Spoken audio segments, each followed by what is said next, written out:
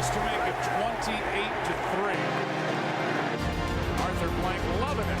Up by 25. Toss to White. He's in! What a comeback!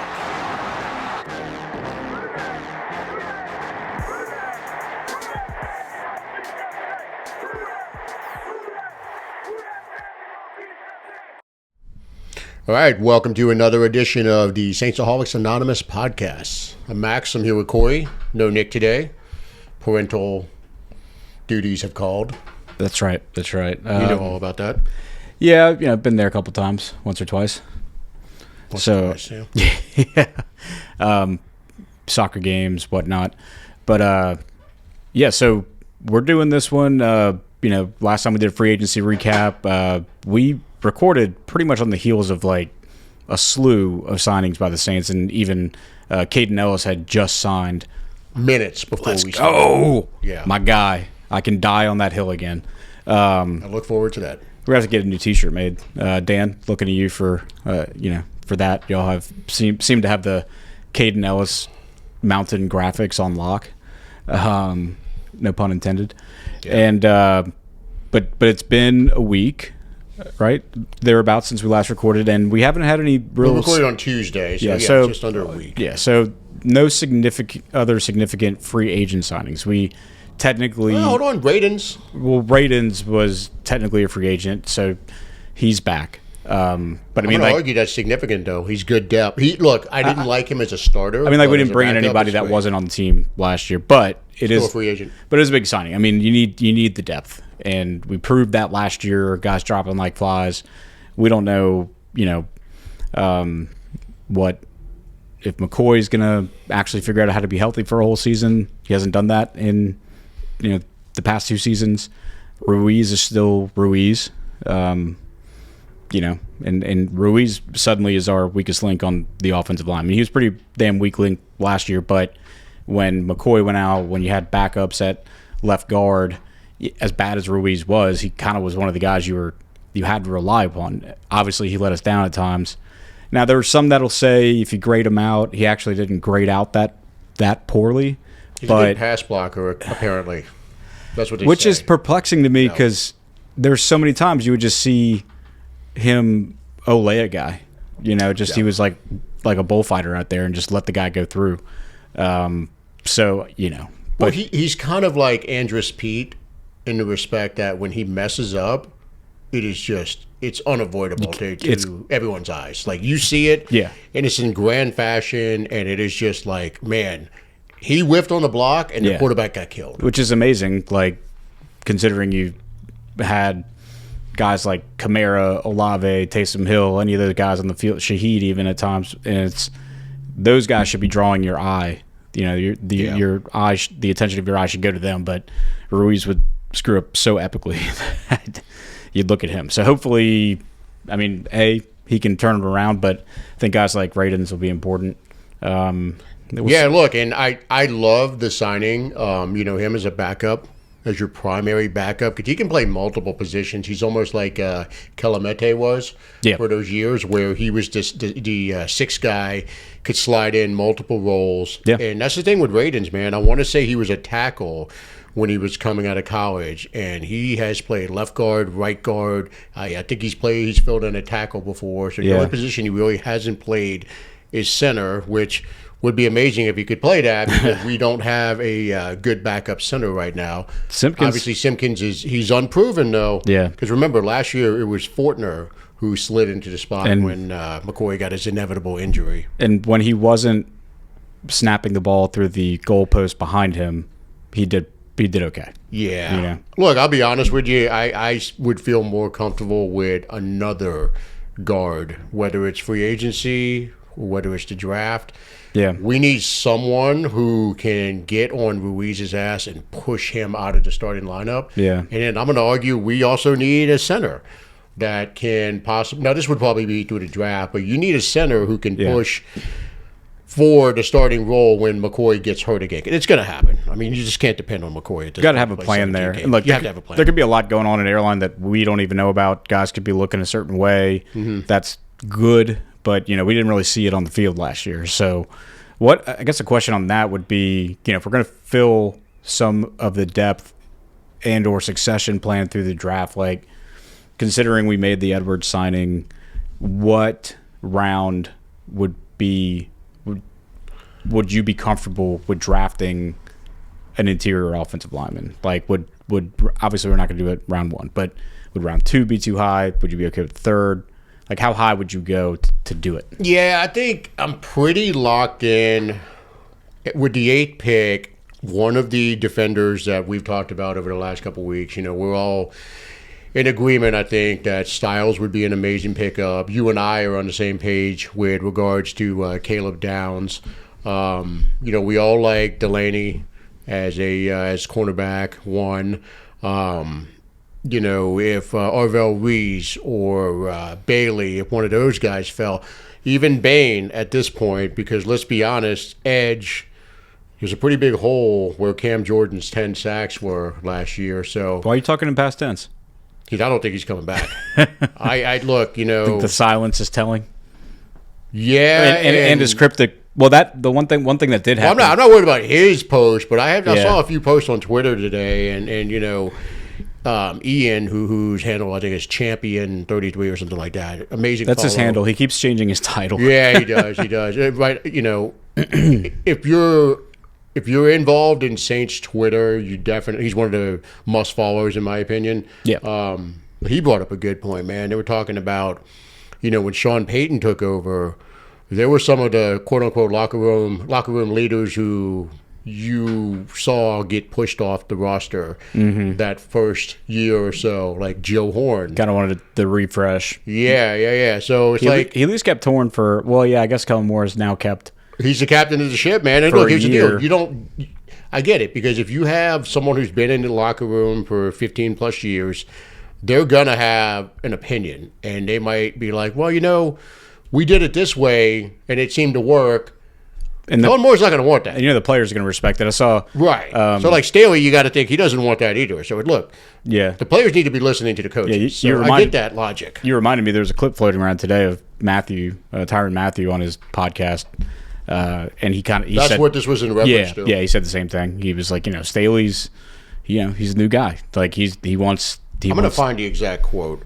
He's like, it's not disrespect to the guys that were there, but it's so common throughout the league that when a guy comes in from outside the organization, he wants it to be like his setup, and they respect what the guys, like the veterans that were there when they got there, what they did, but they don't want to have conflicting voices in the room.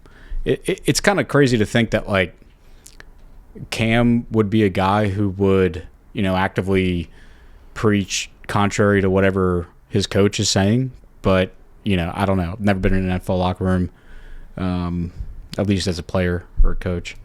So yeah, and that's the thing. He was referencing the Matthew podcast footage. So and that's. When you hear that, it makes sense, man. Look, I'll go over a couple of his tweets. And it is at champion_33.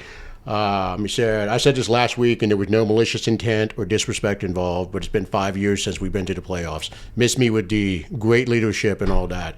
What was the impact? That you won 5 and 6 games rather than 2 or 3? Start fresh.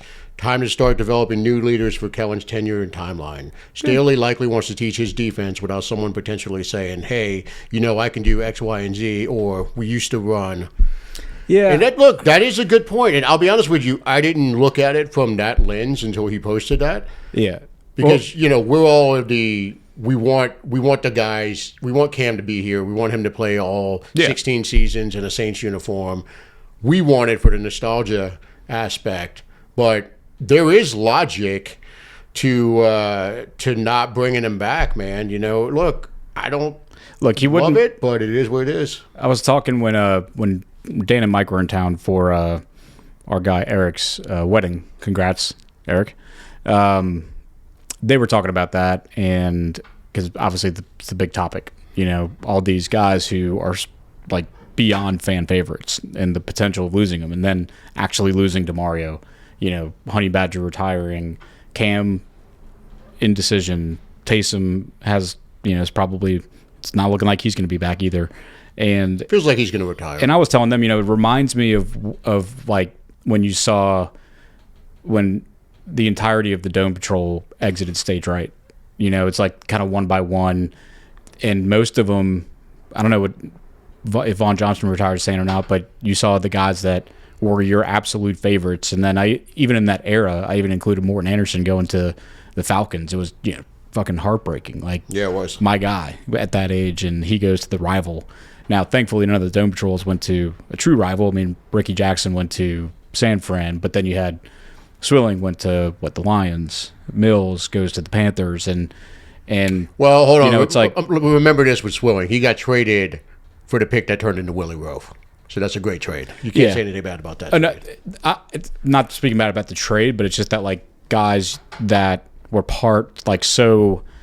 such stalwarts of like a good era, had to go. It just, they got to a point, like even though the trade was Swilling, like he got to the point where it's like, I guess it was Finks at that time, or was it? Wouldn't have been Mueller that. Yeah, it was Finks. Would have said, yeah, it was Finks. We're at a point where you're awesome. Like, you did so much for us. The fans freaking love you, but we're going to get a lot more out of this by letting you go, and turning you into the bookend tackle. Yeah, and with Ricky, it's like he was here for so long. And look at that, he became a Hall of Fame player. Mills, he had, and so it's just it's part of the deal. Here's the original tweet that I was referencing. It says, referencing the Tyrann Mathieu comments, he said, Peyton did this with Wayne Gandy and then Joe Horn within his first 12 months on the job. Right. Rinse and repeat. If you truly want to reset the culture, unfortunately, the strongest voices of the present culture must go as well. Yeah. That is the most spot on assessment of where we are, and I think where Kellen Moore is going with this. And look, it sucks, but it makes absolute sense. It's one of those things where you as a fan, like if you're a fan long enough, and maybe there's so much debate or conversation around these guys because there's such a majority. I don't know if it's a majority, but there's a huge portion of our fan base right now that's believe it or not, even younger than me, and have not been, they're old enough to remember the Super Bowl. Right now, there's full ass adults who probably don't remember the Super Bowl, and then if you're in that category, then your first core Saints memory was like of us being good would have been the NFC Championship era versus the Rams, maybe even 2011 going before that, the all the seasons that ended in heartbreak, but our teams were really fucking good during that stretch, and Cam was part of them, DeMario was part of them, Taysom was part of them, AK. So this might be their first round of having to come to grips. That you get with being a fan. Come to grips with a core guy departing, and you and I have gone through it before. We've gone through. Well, you referenced it. We went through it with Morton Anderson, the Dome Patrol, all of that. So so look, I think it's a rite of passage as a fan. Yeah, and it's kind of like I'm by no means comparing anybody on our team to household pets, but when you've got a favorite dog or a cat or whatever it might be, it's not going to be there forever. It's got a shelf life. Yep. They might leave you after 9 years. Might leave you after 16 years. But at some point, you're gonna, God willing, you'll be alive, and that favorite animal of yours won't. And again, not comparing players to that, but it's kind of it's a similar timeline. Like you can't expect a player to obviously play for your team for forever. The best case scenario is like he retires and immediately becomes a coach. So we're just waiting on you, Drew, to decide when you want to come be offensive coordinator. He's never going to become a coach. People got to stop bringing that shit up. I'm joking. I know, but too many people in our fan base were like, "Oh, well, let's just hire him as an offensive coordinator." He told me himself that he wasn't going to do it. Remember? Yeah, exactly. Yeah. When you, I addressed the rumors head on. I said, "Hey, Drew, Corey, Maul. There you go." So word on the street is you and Reggie are going to be coaches, and he was like, that's crazy talk. So he confirmed to me. We didn't need any sources for that. We've got. What though? It's funny though, because you brought up a good point. How this might be a lot of current Saints fans' first experience with this sort of situation where the players that, Yeah. defined that era of your fandom. Player grief. Nobody wants to do but it. it's funny because Jono, good friend of the pod, put up a tweet, I want to say like a week ago, and his was talking about this must be, what the Bulls fans felt like when Jordan, Pippen, and Rodman and all that. And I'm thinking to myself, I'm like, no, not really, because they won 3 championships, and these guys didn't win a title. Now, we love them like they won a title, but they didn't. I mean, this era of Saints football, the last 7 or 8 years where they were predominant, I count it as when DeMario got here. Yeah. Because obviously none of these guys were on the Super Bowl team. But there was a lot of heartbreak associated with this era. You got the no call, you got the Minnesota Miracle, you got the even the San Francisco 49ers meltdown, at the end of that game. So I don't know, man. They're not. It's not like Jordan, Rodman, and Pippen. It's not exactly. It's not remotely near that level. It's just not. You're talking about not in terms of like. Fact, like not a 1-for-1, and obviously we didn't win multiple championships. All the guys we're talking about right now didn't win a championship, but it's like in terms of a fan favorite, like were they the best we had?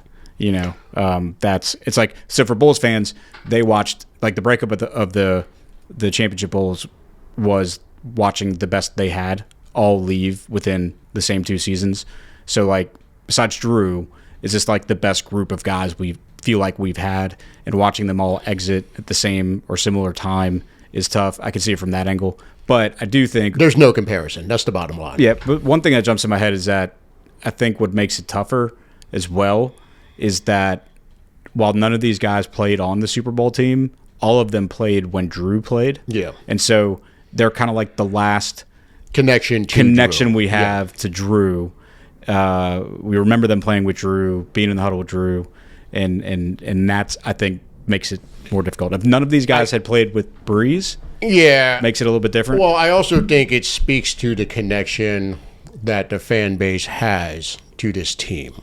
You know what I mean? Because we are connected. The team is connected to the city more so than most teams are connected to the cities they're in. Yeah. And so, by association, our fan base is connected to the team. The team members that really stay here for a while, they feel like they feel like family because what do most New Orleanians talk about on a daily basis? The Saints. Yeah. Like whether they win or lose dictates the mood of the city. Mm-hmm. You see the murder rate, man. When the Saints are 7-0, there's no fucking crime on Sundays. You know that it's a tangible thing. You see it lower all the time. It's lower. It slows down because everyone's in a good mood. Everyone's happy. And apparently, But I tell you, when they go 0-4, the city's in a bad fucking mood. Yeah. There were tweets about it even this past year, I think, or the year before. But let's look at what positions do you think, or would you like to see them address in this second and third wave of free agency? We're right around 5 weeks till the NFL draft. Yeah. There are still holes on this team. As excited as we all are, to have signed David Edwards, the top guard on the market, Travis Etienne, who is one of the top running backs on the market. And basically broke the internet with his pronunciation. Dude, correction. that was wild. It's kind of funny, like you so and me. So many different accounts were just like, he pronounces it different. He pronounces it different. Me and Nick were having this discussion last episode, because y'all kept saying Etienne. Yeah. And I'm saying Etienne. And none of us are right. And dude, I got home and I went down the rabbit hole of looking up videos and stuff, and there is a goddamn video of his little bro. I sent it to you. Ah, interesting. And his little brother is being interviewed, and he's talking about it. He's like, it's Etienne. Huh. And that's what I sent to y'all. Good to see you read my text messages, by the way, Dick. But it's just funny that the next day is when that press conference happens, and then he comes out, and all of a sudden it's HN. Yeah. Now I really maybe could get Lizzie's family to do some intel. I'm going to remove you from the group text, by the way. You don't want to do that. It's kind of pointless having you on there. Then you're just going to have to text me anyway. Anyway, but I think one of his family members works at one of Lizzie's, aunt or uncle's car dealerships over there. So maybe we can find out, hey, is this... Because he said Achan said in the press conference that, when I looked into the history of my family name, I realized what the pronunciation was. So I wonder if it's like one of those things where he No, took the time to you do didn't it. listen to his interview, his press conference, because he specifically said he got to Clemson. When he got to Clemson, yeah. And then he kept telling people how to say it, and for whatever reason, they could not get it right. But he did say at one point during the press conference, the He part was that, like, the part screw that I AT&T watched, he did teacher. say that he looked into his family name about the pronunciation. So I wonder if that was a him thing versus like the rest of his family. Because when he says I looked into it, that makes me think like he did his own research versus like mom and dad So he saying, listened to Trump and did his own research?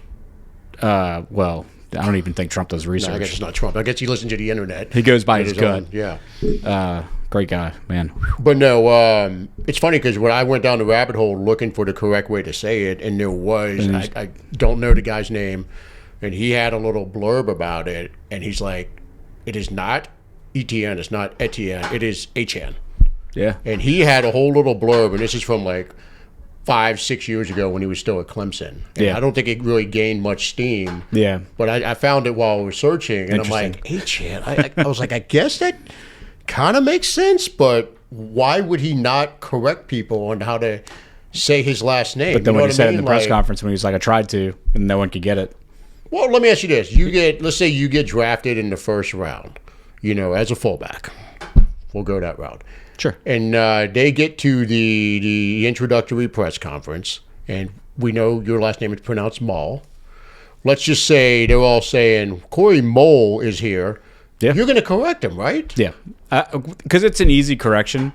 Like you could at least see. I think because I went through that all through like grammar school, high school. Yeah. So many still get it where people say mole, and I just easily say mole. Like just See, like I get Ortez, which I have no fucking comprehension of how that happens because there's no E. Yeah, that doesn't O-R-T-I-Z. make sense. How do you get Ortez?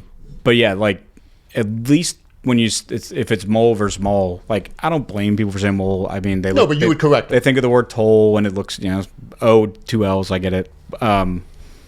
But it's an easy switch because I think you can look at my last name, Moll. But my point is, and wouldn't you see- stop the but- press conference immediately and say, just for future reference, Yeah. look, it's a mistake that's commonly made, but so everyone here is on the same page, Yeah, this is how to pronounce my last name. I would. Now, Most people would. I think the difference is that Etienne does not look like HN. Okay, well, how about In any Shuck? respect. That doesn't look like Shuck. And that was a tough one to come to grips We with all too. picked it up pretty quick. Yeah, and I think we're picking up HN pretty well. I think we are too, but I don't understand. I don't know about Clemson. Maybe it's a Greenville, South Carolina thing where all the people living in the woods are just like, I don't know, it doesn't make any sense, man. HN. I just don't get it because, look, maybe it's because my father was a very prideful human being, and Sure. one of his things was if you mispronounced his last name or his first name, He'd probably make people roll the R, huh? He, if you didn't say his name properly, he Ortiz. took it as a personal slight Sure. and as a sign of disrespect. So he was immediately going to correct you. Yeah. So maybe it's because I grew up around that and I just can't fathom having people mispronounce my name for the better part of 8 years Right. without correcting them. It's just wild. It's probably a dynamic too of, we're in South Louisiana, we're used to asking how it's pronounced. Yeah. We're used to that. Like that is in our DNA. It's literally, but we're so used to saying, all right, because Bergeron, Bergeron to city folk. You go west of the Mississippi River, it's Bergeron. Mm-hmm. Yeah, there's no reason BER is Badge or anything. Yeah. But it's Bergeron. If you ask or Calliope. or Trey, Michael Strahan.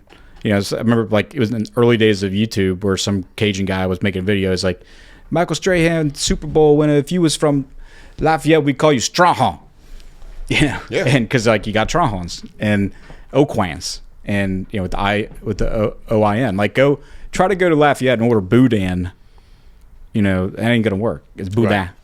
And Yeah, and it's look, just like, but we're used to that. Maybe in the deep South, the South Carolina, people are just like, you got to give me it's Smith, right? It's not just Smith or Jackson or Robinson. It's like, why can't what you're telling me sound like the letters I'm looking at? And maybe It's not phonetic here. Nothing is in the city. we're used to letters not being the whole story. Maybe in South Carolina that's not the case, and they were just like, nah, it ain't gonna work for us, dude. Like you're going with ATM. Yeah, it's mind blowing to me because it's your last name. It's not like this is Yeah. just some random word. I mean, this guy was a first round pick, for God's sake. Yeah. He's one of the best college running backs in ACC history. It's like, And look, get at the name least right. at Correct least the people. he took the fresh start as an opportunity to say it. I'm glad he did it. Kind of like right now, we just said Mole Mall. It's actually M-Chan. There you go. Yeah, I meant to tell you that. I'm going to take this opportunity to say it's M-Chan. I know it doesn't look like it. Roll with that, I think. It's actually Muck. There you go. We can do that. You definitely mucked up the locks this year, so we can definitely roll with Muck. Whew, that'd be, yeah. But no. Well, speaking of fresh joking aside, I starts, respect it from H-N. speaking of fresh starts that HN reference, I love that he took the jersey number 3. Why is that? It's I never liked the number 1 on Okay. him. It just looked weird. Okay.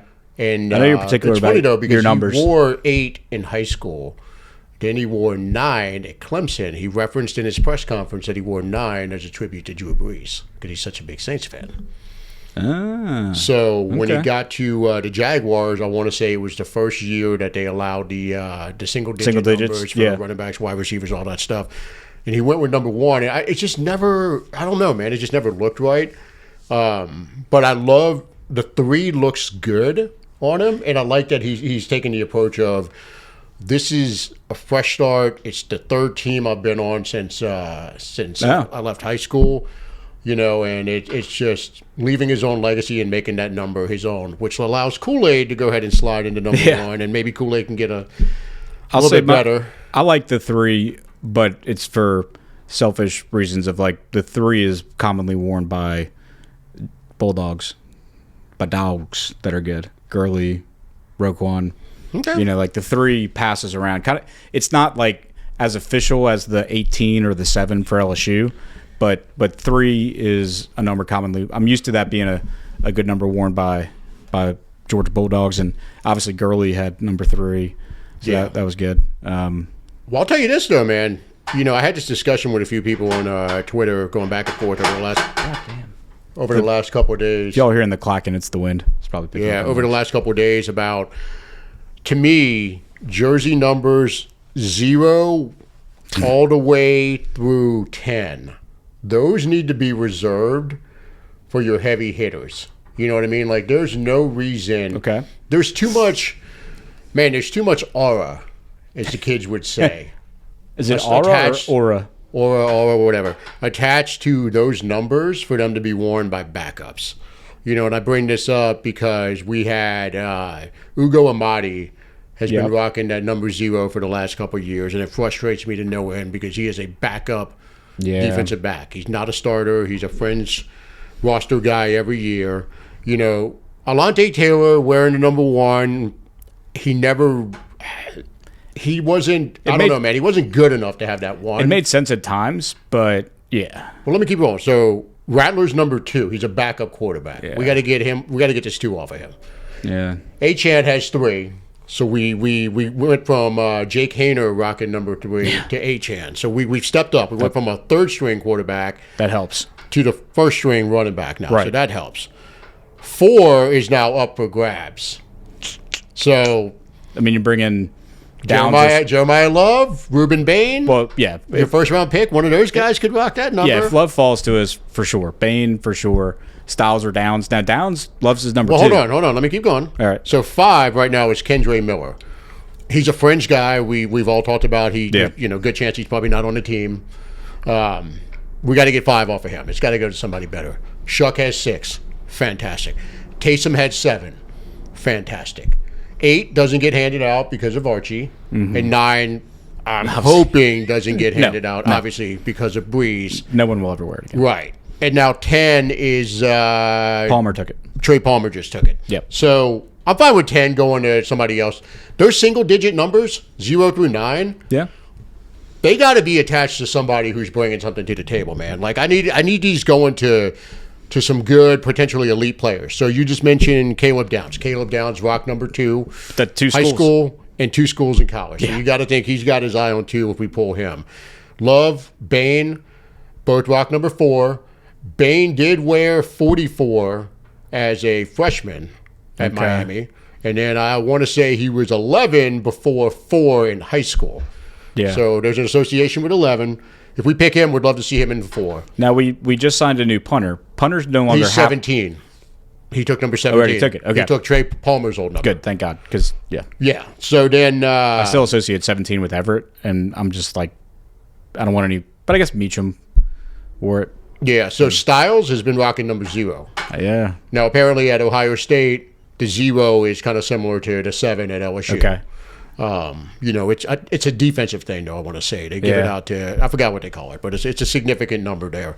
So you got to think if Styles comes here, obviously number 6 is taken. That's what he wore before. So it's 0 or bust for him. Chris Bell. So Styles would be having conversations with Ugo to get. Well, no, I don't. Ugo's not on the team right now. He's a free agent, so he's not on the team. So it's finally clear. Okay. Yeah. So John Sigler of Saints Wire, he just posted. These are the numbers that remain unclaimed: 0, 1, 7. Because I don't think Taysom's coming back one way or the other. Yeah. It feels like retirement's imminent. But so you got 3 prime numbers in 0, 4, and 7 that are available as of right now. So I kind of don't like.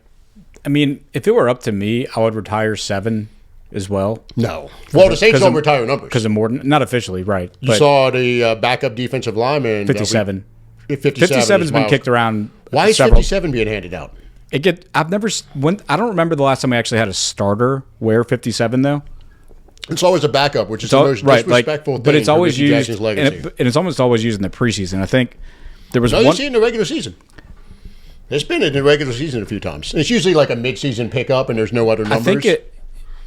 I think there would be I would hope anyway. There would be a conversation had with if there was ever a linebacker who Colby Bachwald. Remember him? Not really. The white linebacker we picked in the draft it's probably about 10 years ago. He was rocking 57 for a minute. But like say Caden Ellis. He's 55. He took his. I know he's 55, but like say when he got drafted by us, he took 57 with the idea that like he might not start, and then he becomes good enough to start.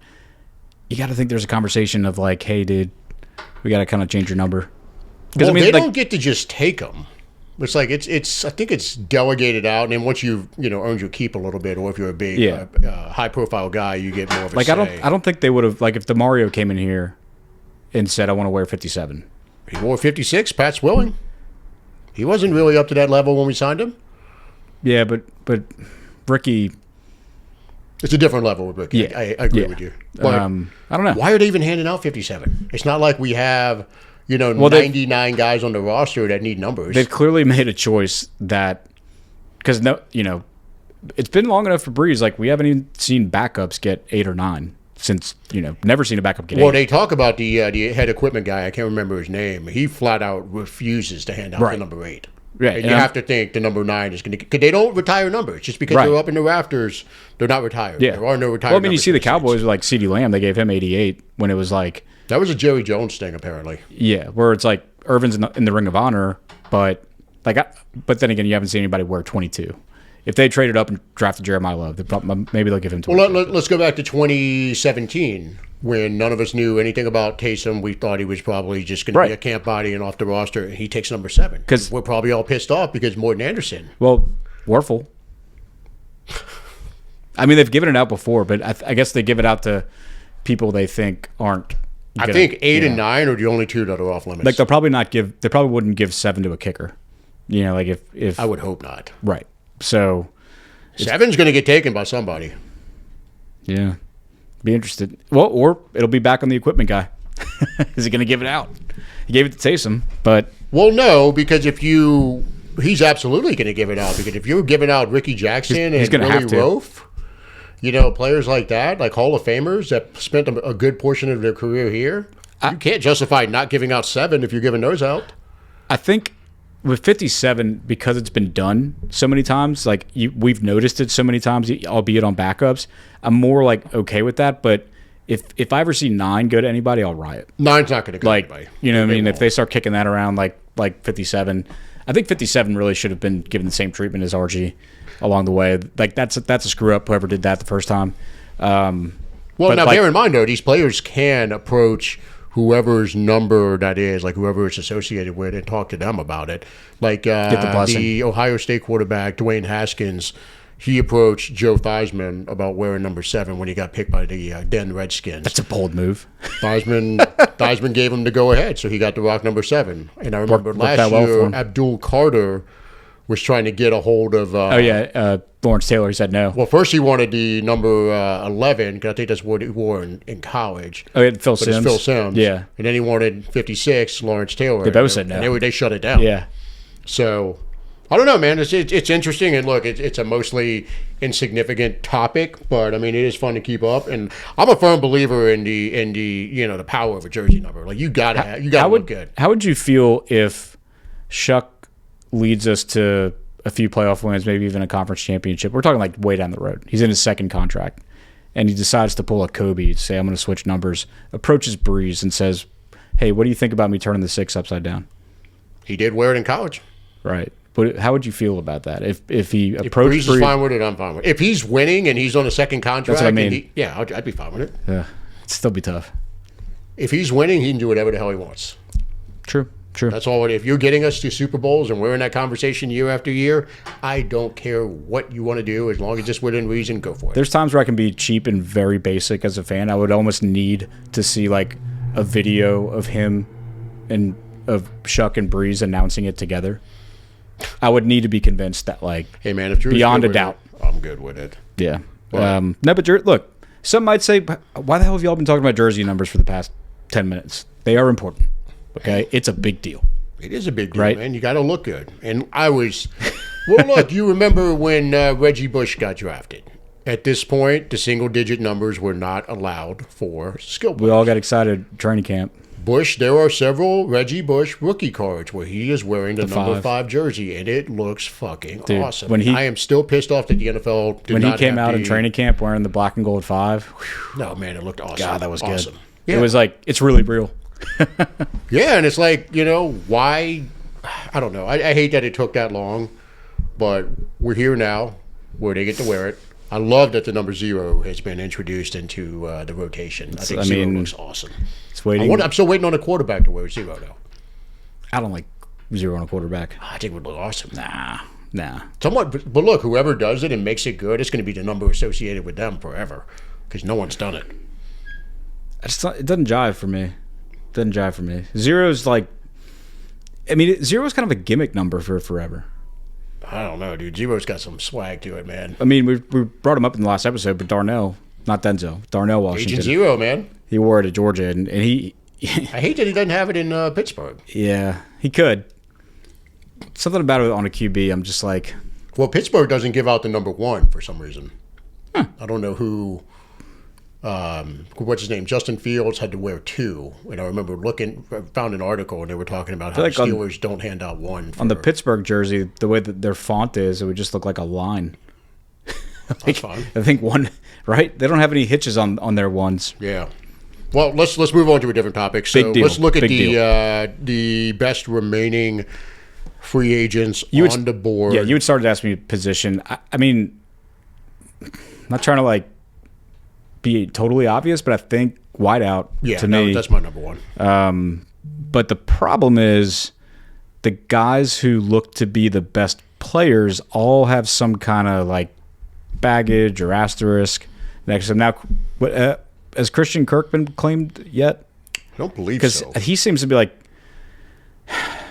you're not going to find complete Boy Scouts at this stage, but he would be one that doesn't seem to have any baggage type issues. Like, Juwan Jennings is older, He's injury. 28. He's about the same age as Kirk. Then you got Stephon Diggs, who's obviously really good, but he's got a suspension coming, possibly, and he's Stephon Diggs. Like, his drama follows him, or has been following him the past few This years. is true. About Tyreek Hill, about the cheetah. See, You just said drama has been following I know, that's what I'm saying. Stephon Diggs, and you then bring up how about Tyreek Hill? Not like how about, but I mean, like, he's another one who's available, but also has drama. Yeah. Well, Who else? he is another one that has. So it's like drama. there's guys there, but it's we're back into the Des Bryant conversation again. Where it's like, hey, let's bring him in, and Yeah. We didn't catch any bad stuff out of Dez, but then again, he didn't even play for us. Yeah, look, here's the deal, man. Wide receivers as a whole just seem to be assholes. I'd like to have somebody with more We need somebody with some skins on the wall. Yeah, somebody who, or even just started games. Like, ideally, you'd want to bring in someone who's been in the playoffs and won playoff games and all that stuff. But at this point, I'm just like, we need somebody other than Chris Olave that started more than 18 NFL games. Man, we're one Chris Olave concussion away from having the absolute worst situation in the league at wide receiver. Like, Devon Bailey will have the most starts.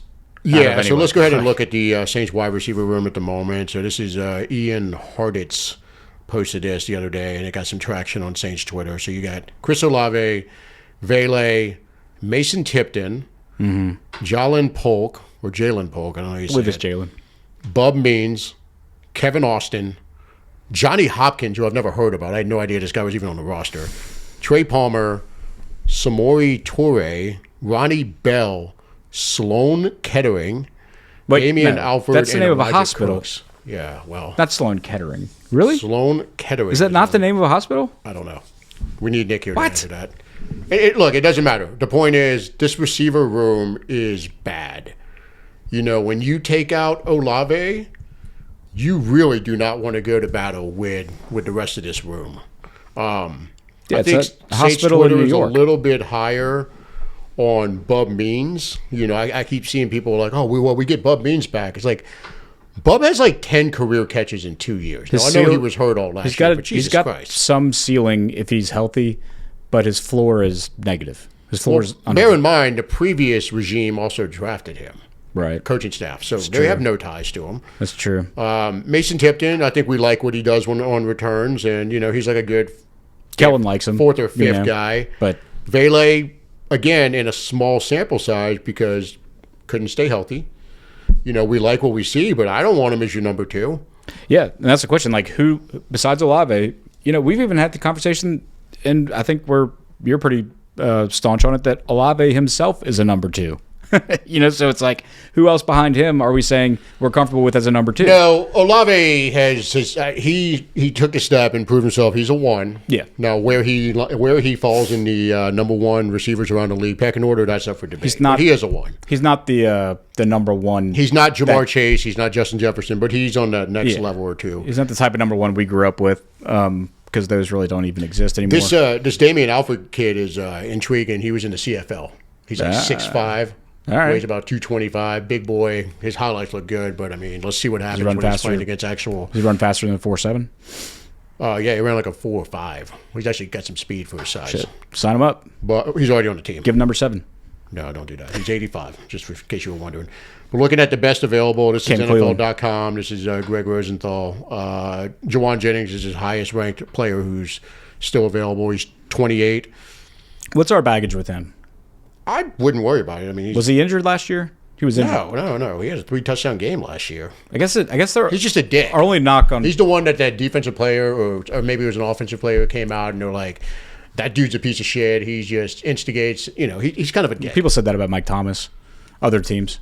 You know, he's a dick too. I'm fine with if that's the worst. Then I'm fine with that. I think we knocked him on his age, but like we wouldn't be signing him to a long-term deal. Well, let me run through the rest of these. So he has Jawan Jennings ranked at number 42, top available. He's still the 42 overall on the initial list, but ranked as the top available free agent right now. And real quick, you're going through.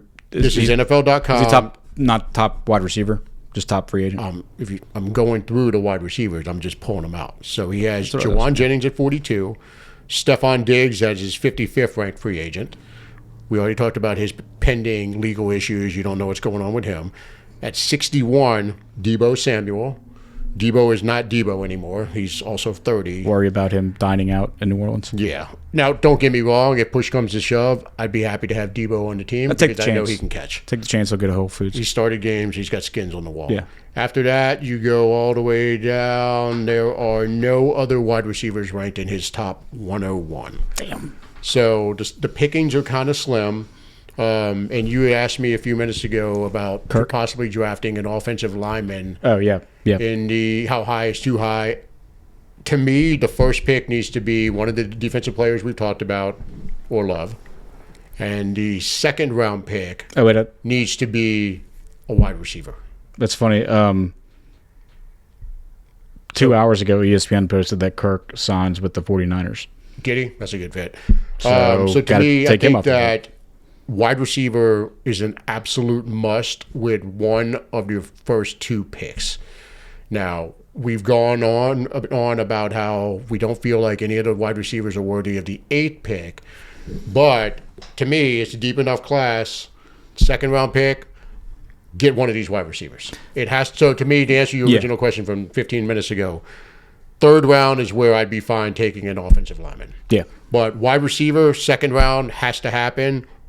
I have this feeling, I referenced it last week, I feel like there is a trade up for Chris Bell that's going to happen.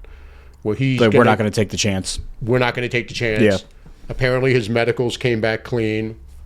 And I feel like the Saints will trade up to go for Chris Bell. I'm okay with that. I am too. If Shuck wants him and know, he's healthy, fuck yeah, that's my guy. It's not like his tape is awesome. It's fun to watch. What am I not okay with? Trading up from 8. I don't think there's anybody because that would trade require your Loomis shenanigans. We talked about it last episode. Are we going all in? No, we're not all in yet because we have all of our future first-round draft picks. If you start losing those, then you'll know Loomis is actually all in. There's nobody to trade up for. So, yeah. I don't think that's a concern. I mean, we'd have to absolutely be salivating over Love in on Ditko levels. Maybe not that high, but we really need your Georgia guy, Freeling, to go in the top 10. I know there was a lot of hype on him after the combine. I don't think you will. I don't think so either. We need that, or we need Ty Simpson to get into the top 10 ahead of us. That's a tough proposition. I don't know. Nick seems pretty confident that it might happen, but we'll see. Either way, though, wide receiver has to be addressed with one of the first 2 picks. I don't want it to happen at 8 because I am not personally high on any of these guys at 8. But in the 2nd round or a slight little trade up. We've talked about, hoping an offensive lineman goes ahead of us or 2 or multiple. I mean, even if multiple wide receivers go ahead of us, that would be helpful because it presumably pushes Styles and Downs or Love further down the chain. I'm still in the camp of if Love's there at 8, you get him. He'd be clearly the best player available. The only kicker is if Styles is there too, because Styles is like the defensive version of Love. So, because you need to. I feel like Downs is a more pressing need than Styles since we signed Caden Ellis. Yeah, that's true. With the Ellis signing. Because Ellis could fill in right where DeMario was. That's what he's going to do, apparently. Yeah. Apparently he's the Mike. Yeah. I mean, that means Stutzman and Werner are going to duke it out for the weak side, the will. We saw how that went last year. And look, we only play 2 linebackers. Right. I mean, 2 for the most part. Off-ball linebackers. Off-ball linebackers. So, yeah, I don't count the other guys. They're edges. They're not linebackers. So, to me, look, I don't think Kamara's going to be back. We talked about that. Reading between the lines, it feels like this is going to be a retirement. That's my personal take. It feels like a retirement. Yeah. So if that's the case, this running back room sucks. Yeah. Because you only have Achane. So you need 2 starters anyway. Like in a decent running back. Look, that 2nd round pick feels like a wide receiver. That 3rd round pick feels like a running back. I think Washington's going to be gone, but there's some other decent options. But you kind of wonder if I don't want to just pick another Devin Neal just for the hell of it. Because we talked about how it would have to be like a height, weight, speed guy, like Washington. Yeah.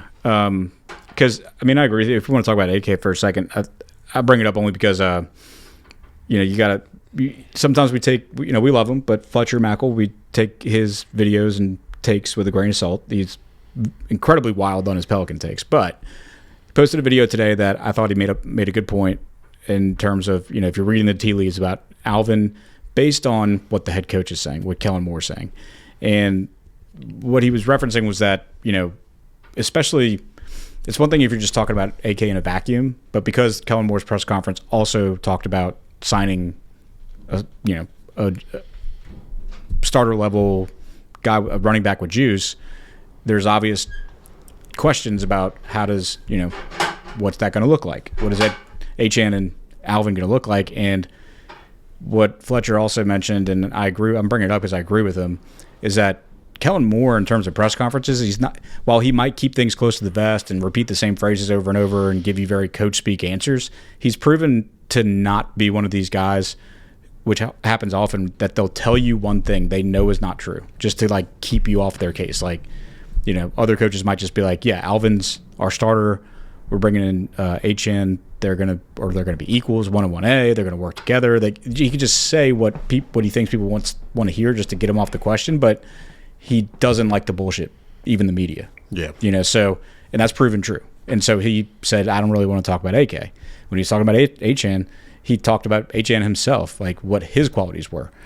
You would think that if Alvin was like solidified and had told the coaching staff in the front office, like, "Yeah, I'm back, I'm ready to go, let's fire it up," you would have thought that there'd be some mention at least of like, we're excited to have 2 good running backs. Yeah. Like, why not just take the, hey, we saw other teams do it, this is not a gimmick anymore, 1 and 1A is the model. You didn't hear any of that talk in the press conference. So I think that's telling that at minimum it means AK hasn't told them what he wants to do yet, or B, they already know what AK wants to do, and it's not to be running back. Yeah, I think, to me, I agree with everything you said and everything that you summarized from Fletcher. You know, and I really do think running back is a strong possibility at 1 if Love is available, or in the 2nd and 3rd round. Yeah. One of those.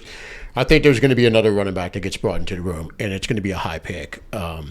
Yeah. You know, but back to the wide receiver situation, you know, there's another tweet I'm looking at. This is Buckles, man. It says, Rams have Puka, Devontae Adams, an offensive genius at head coach, and we're still having conversations about trying to acquire A.J. Brown.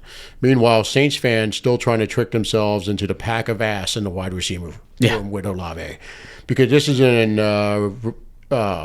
regards to Trizzy Trace, who says, really excited to see what Jalen Polk is going to do with Tyler Shuck next season. Why? Because he went fucking fishing with Shuck? Right. Look, we should not be excited about a guy who was a 2nd-round pick who they released in his 2nd year. But he wasn't traded to another team for a pick swap. He wasn't a 1st-round pick? 2nd? No, he was a 2nd-round pick. So, Drake May was the 1st-round pick. That's right. The word excited... Why are we talking ourselves into this? Excited is the wrong word. It's really curious. You know, that's perfect. Great. I'm curious to see how he's going to work out. Or don't say this season, say training camp. Yes. Like, I'm excited to see what it looks like when it doesn't matter. You know, like we get excited for training camp as a whole because we get to see all these things that were only in theory leading up to it. So I'm excited about training camp as a whole, which includes these guys like Polk and Palmer being healthy, with Shuck, who's proven himself to be a quality QB, more than quality QB over the end of the year. Now, I would not say I'm excited to see Jalen Polk line up week 1 with Shuck, because we have no fucking clue what that looks like. I'm curious. I'm curious to see if he can make it there. But yeah, I agree. I agree with you. I don't understand, and this isn't all Saints fans, but there's a group of them, a subset. Yeah, it seems like they're trying to make it as difficult as possible for the quarterback to succeed. You know, they got so used to watching Drew Brees make it work with undrafted free agents. You know, and it's like that's the default. So, hey, we might have our guy for the next 10 years at quarterback. Yeah. Oh, no, he'll make do with Jalen Polk and Trey Palmer and Zele. And it's like, no. Let's just say it plainly. When's the last time it felt like we were trying to make it easy on our quarterback from a personnel standpoint? Like, I'm tired of having to say, like, we need a feel-good story in order to have a quality wide receiver. Like, we struck gold with Colston as a draft pick for his production. We struck gold with Horn as a free agent signing, getting him at the time we got him from the team we got him from. You know, like, that's not something you can rely upon. If it happens, awesome. So if it happens with Polk and or Palmer, that's great.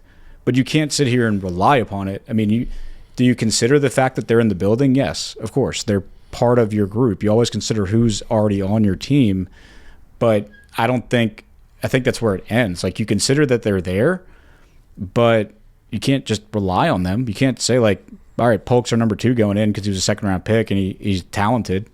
Or Palmer's our definite slot guy because he's fast. Yeah. I mean, I'm not counting on those guys to do anything. Like, let's just stop making it hard for the QB.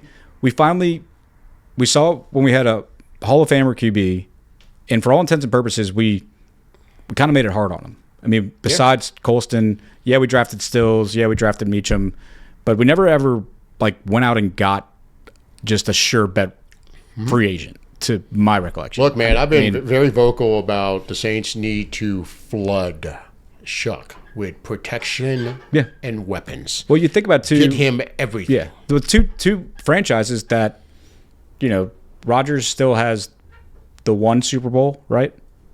He never got a second, right? And Green Bay handled their pass catchers very similarly to how we did. They just never went out, got that top guy. I mean, I guess the one caveat would be we did draft Michael Thomas in the second round, and he was pretty fucking good. So maybe he's the one. Now, it didn't seem like the move itself was like, we're going to make an obvious move to make it easy on our receiver, on our quarterback. But in this case, I'd be obviously be fine drafting another Michael Thomas. But second round on the wide receiver, that's my one exception. When they did try to make it easier, they got a wide receiver second round with good bones. It was Michael Thomas. So it's just you're not going to replicate that, but just don't be bashful about the second round, using it for a good wide receiver. Don't try to wait till the fifth, get a steal. Just do it. Don't make your quarterback have to make wine out of water. Yeah, to make it or chicken salad out of chicken shit. Just why, particularly with Chris Bell, if it's pick 32 and our logo flashes up on the screen, I'll be like, great. Yeah. Now, if we do that and go pick, I don't know, an offensive lineman, I'll throw something at that said TV. I wouldn't be upset if it pushes Ruiz out of there. Look, man, here's the deal. I said this all last offseason, basically since we hired Kellen Moore. I said Kellen Moore gets the benefit of the doubt from me until he gives me reason to doubt him. And that draft class last year is an A+ on initial viewing. And the free agency moves that he has made this offseason. Because bear in mind, last offseason, they still thought Derek Carr was going to be the quarterback. And the moves like Brandon Cooks, that sort of stuff was done in mind with Carr being the starter. Yeah. This is the first year where you're seeing Kellen Moore with a full offseason. He got to evaluate the players that are on the team, and he knows we're going to make this team in the image that I want. These are the people that need to stay. These are the people that need to go. And you're seeing these moves that we all love on first viewing. David Edwards, I mean, nobody can poke holes in that signing. D.H. Maybe he wasn't your favorite, and maybe you think we paid him a little too much, but the idea of having a running back with actual juice should excite everybody. Yeah. So Caden Ellis coming back. I mean, that is a damn good move by anyone's viewpoint. It's a perfect DeMario replacement because he's about 7 years younger. So everything that Kellen Moore has done. And I say done because we know Mickey Loomis picks who his coaches want. I was about to say, I don't know if it's Ian or maybe even Ralph or both of them said, if we've criticized Mickey for criticize the coach, right? When you look at the criticism of Mickey over the 4 years preceding Kellen Moore, it's like, look who the coach was. Mickey does what the coach wants to do. Mickey's not a personnel guy. He had great drafts with some bad ones, but some great ones with Sean Payton. And Payton himself was whimsical. So, So my original point is everything that has been associated with Kellen Moore, draft and free agency, has been fantastic from my viewpoint. So if he decides we're going to trade back up to pick number 32 and we're going to take a right guard, fuck yeah, because that means he knows Ruiz has got to kick rocks, and he's got somebody in mind that will get Ruiz out of the lineup. Trusted until proven. I trust Kellen Moore. Until proven wrong. The development with Shuck, I trust him. I like that it seems like he's willing to make changes when they have to be made, even midstream. Like with Rattler, obviously going from Rattler to Shuck. Penning, he was ass, or did he get injured? Either way. Penning stopped becoming our left guard. Yeah. And he tried the change. He wasn't cutting it at tackle. We drafted another tackle, moves him to guard. Didn't work out at guard. We bring in Radins. We bring in other guys to fill that hole. Even if Penning wasn't fully, Kellen Moore doesn't seem afraid to make a change, even if loyalty's on the line. Yeah.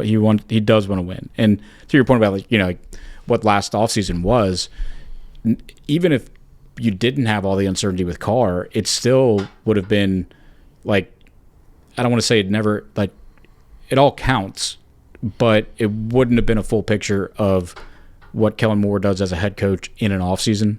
And he even mentioned it, a similar idea when he talks about a rookie quarterback coming in, where you're like, because he did it himself, and he's like, it's tough as a rookie to come in halfway through the offseason, have to pick up everything. You know, you don't get a full year. You don't get to have the season complete with that team and all that stuff. And so even though he became our coach in February instead of like May when a guy would get drafted by a team, it still wasn't an entirely full offseason for him. I mean, hell, the Saints had a whole month and a half head start on the Super Bowl winner as far as offseasons go. So he's got that full offseason this year. I'm excited to see how different it might look. It might not look any different, but I think chances are he's already had a head of steam going into things like the Combine. I mean, but the Combine last year, or even Senior Bowl, he wasn't even our coach during Senior Bowl last year. No, right? he wasn't. He was still. They were still looking for coaches at the Combine. He got to be coach at the Senior Bowl, which is incredibly, as we know, incredibly important to our team and our personnel staff. So he got to talk in the building with our guys, have meetings with our college personnel, go to the Combine, and so he's on it this year. Yeah. My point is, we have no reason not to trust Kellen Moore because he has given us no reason not to trust him. So I'm good with whatever he does.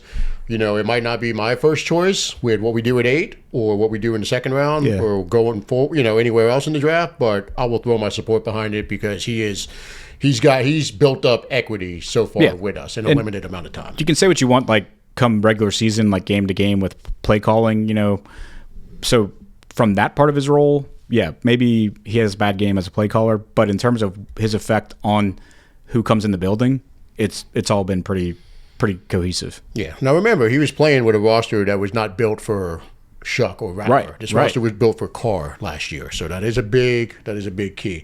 Let's go ahead and wrap this one up. It looks like Teron Armstead's podcast possibly has Cam Jordan hopping on it and Alvin Kamara possibly hopping on it right now. So oh, my God. Insight. So, but we're going to go ahead and wrap up this episode. Do you have any other thoughts before we get out of here? No, I mean, I'm not convinced we'll bring anybody else in. It would be nice to see us add some kind of quality depth to wide receiver. We need somebody. We'll see. We'll see. Yeah, maybe we'll make a trade. I don't know. Yeah, look, A.J. Brown, I'm not opposed. Look, if we don't do anything at wide receiver between now and the draft, and let's say we come away with a Chris Bell or some other wide receiver in the first or the second round, it could be a post. I still would be fine with throwing the Eagles like a second-round pick in 2027 and taking A.J. Brown. And at that point, I'd feel great about that. I think we're closer and closer to coming to grips with the fact that like anybody we bring in with starts under their belt is going to be over 30. We're pretty damn close. That's fine. Yeah. That's fine. Just need somebody for 1 or 2 years. It's fine. Yeah. So anyway. But with that, go ahead and follow us on all the social media platforms at Saintsaholics on Twitter or X, whatever we call it, Facebook, YouTube, Instagram. What am I missing? Anything else? No. Shop. Go to our website, Shopsaholic. Shopaholics. That's Fourth Wall is our merch website, but you can go to our own website, Saintsaholics.com. There will be a link to merch, so go buy that stuff up with our new logo and some of our old favorites. There you go. So with that, we'll go ahead and wrap up this episode. Thank you for listening to Saintsaholics Anonymous. Who dat? Who dat?